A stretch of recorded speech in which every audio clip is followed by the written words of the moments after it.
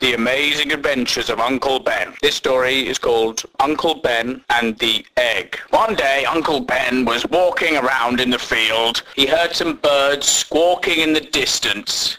Of course, most people don't understand what birds are saying when they're squawking. They just think they're making noises. But Uncle Ben can understand them perfectly. Today, a bird whose name was Abigail, she was saying how much fun it is to fly up really high in the sky, see some humans below, and then do a big poo right on their head. Uncle Ben laughed at this and thought, yes, indeed, it would be funny to be able to fly and do poos on people's heads. Uncle Ben walked on through the fields, happily whistled a little hello to the two birds. He then tripped up and fell right head over heels into a complete somersault, landing on his butts. He got up, turned around and saw what had caused him to fall over. It seemed to be a big white football. He got up and went towards it, tapped. Oh, it was solid. Uncle Ben thought, I'll have that. I'm going to put that in my front room. So he picked up the white football-shaped object and took it home with him. Well, he came back and he put it on his couch.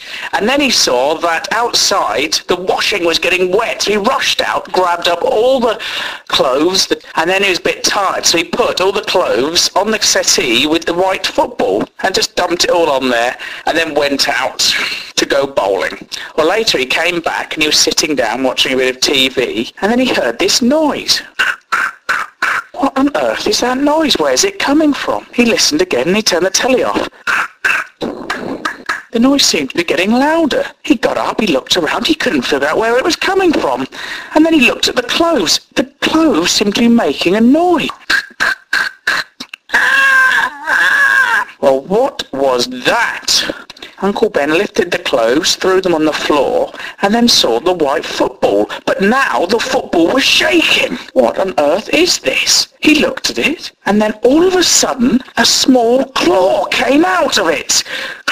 The football seemed to have broken, and it cracked. Actually looked at it now, he realised it was a huge football-sized egg. One claw came out, and then a crack, and then another one came out, and then all of a sudden, a beak, followed by a little head. It looked like a lizard had just came out of the egg.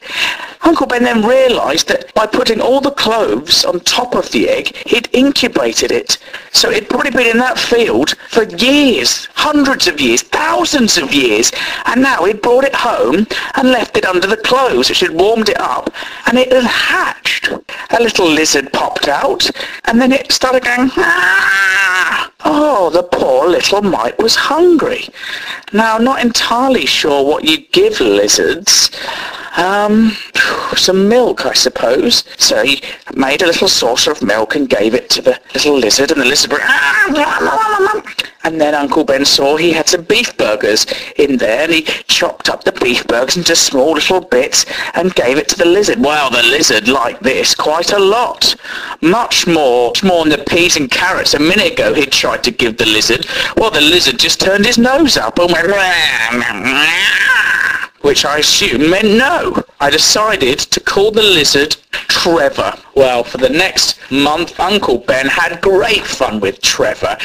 Trevor, in fact, was very intelligent, much cleverer than your average dog. Great fun walking Trevor on a lead round the park. Well, as the month grew, Trevor got bigger.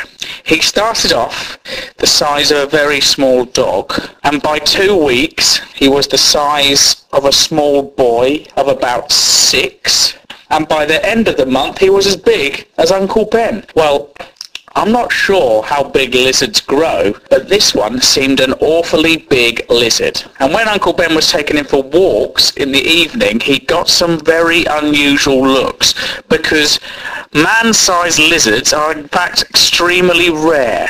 Uncle Ben looked through the encyclopedia looking for lizards. No, there didn't seem to be any lizards that could stand on their hind legs and grew to human size after a month. And as Uncle Ben was looking through the encyclopedia, he came across the section for D, dinosaurs. Well, actually, now you come to mention it, Trevor did look a little bit like a dinosaur, a big lizard. Looked through the dinosaurs that looked like lizards. Well, it wasn't a diplodocus. They have very long necks. Triceratops, no, they're very pointy. And then he saw the Tyrannosaurus Rex, the king, the dinosaurs, the biggest dinosaur. He looks a bit like a T-Rex, but a lot smaller. Surely he's not... I haven't found a dinosaur egg in the park, have I? Oh my goodness, how big is he going to get? Well, over the months, Trevor grew and grew and grew and grew. After 2 months, he was as big as 3 Uncle Bens and half the size of a house. Well, now it was becoming a little bit difficult to walk Trevor as people got terribly frightened. I remember walking through the park one day and everyone I came to were running off. They went and got the police, but luckily me and Trevor hid up a tree, and the police thought that all the people were mad and told them to go home and stop making up stories about dinosaurs. Well, luckily, Trevor could sleep in the day, and he slept near a tall tree in Uncle Ben's garden, so no one could see him. And then at night, once it got dark, Uncle Ben would take Trevor and would walk him in the park. And in fact, when Trevor got so big, almost as tall as the house, 10 meters high, well, at this point, he couldn't keep up with Trevor, because Trevor would gallop around and he would just run off and leaving Uncle Ben running behind. Of course, you couldn't lose Trevor because he made so much noise because he was so big. What happened if I put a horse saddle on Trevor? I could then gallop around the park with him. Initially, Trevor was a bit unsure about it and he gave a lot of growls. I patted him on the head a bit and gave him some of his favourite beef burgers. I put the saddle on and then said, "Giddy up!" Trevor just stood there. "Go, dinosaur!" He still stood there. And then Trevor leapt up and ran. When we ran up to the house, we jumped right over the house. And we went crashing down the street.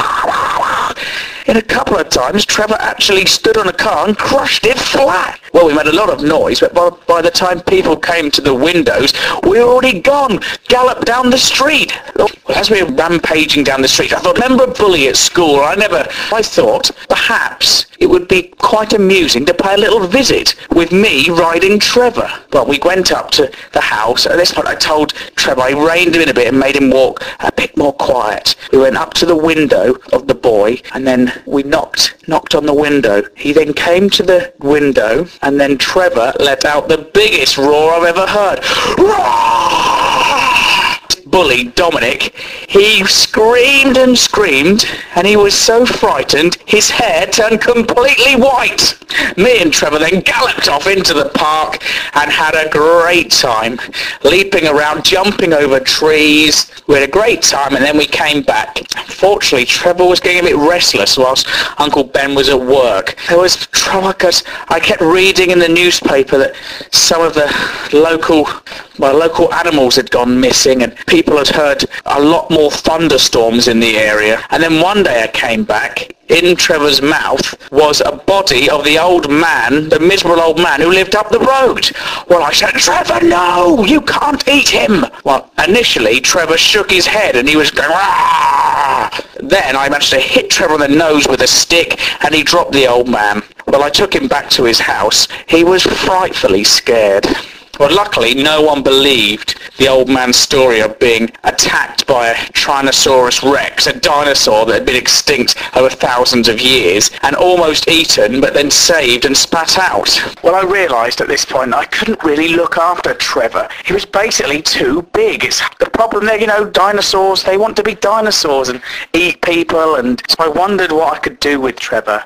Could I take him to the forest, or maybe to the... And then I saw that there was a show called Walking with Dinosaurs. Mechanical dinosaurs came out into the theatre and they would roar and wander around, and then I had the brilliant idea. Well, why don't I give them Trevor, the dinosaur, and then people would think he's actually a fake robot dinosaur, and they won't ever realise that down there he's actually a real dinosaur. So I went and saw the people and explained that I actually had a real dinosaur. I know they were a bit shocked and didn't believe me, and then I introduced Trevor to them, and they all got scared and ran off. And then they came back and they said, brilliant plan. So Trevor now performs on stage every week with the Walking with Dinosaurs show, and he comes out and he growls and he roars at people and everyone claps and gets scared and they can't believe how realistic he looks. And I went and saw this show, and in one part Trevor was